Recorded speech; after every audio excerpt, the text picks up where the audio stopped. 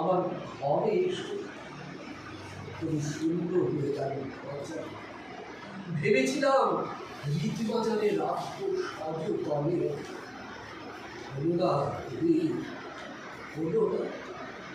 অযোধ্যার পাহাড় ভূমি থেকে গড়িয়ে পড়ে পাথর, যুদ্ধ করে পথ, অন্তরু বাহিনী তখন ধুলাচল।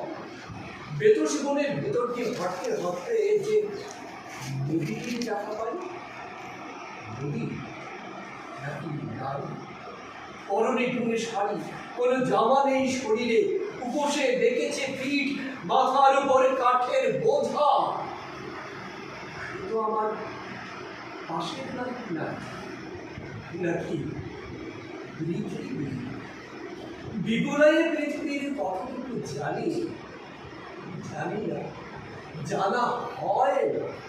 পাশের বাড়ি উকি মেরে দেখা হয়নি কোনোদিন। হাঁপালিতে যে বৃদ্ধ সারা রাত যন্ত্রণায় বিদ্ধ হন, তার কাছে যাওয়া হয়নি। জিজ্ঞেস করিনি কেমন আছেন আপনি।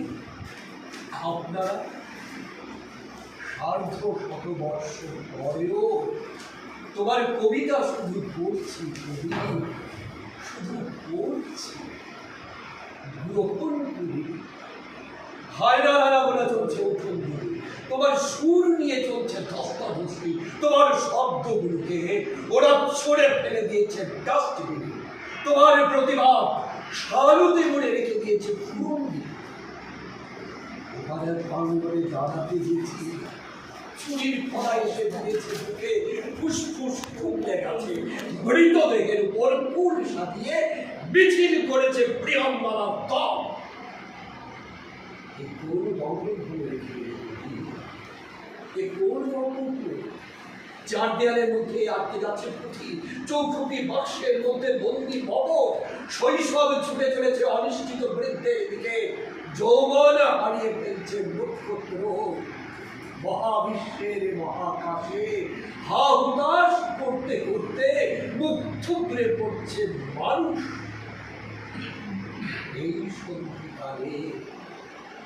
এই সন্ধিকালে একবার তোমার বাণী বিক্ষত করুক আমাদের হৃদয়, ভাষ্য অপমান সজ্জা ছেড়ে আমরা যেন একবার বলে উঠতে পারি, আমি ভালোবাসি।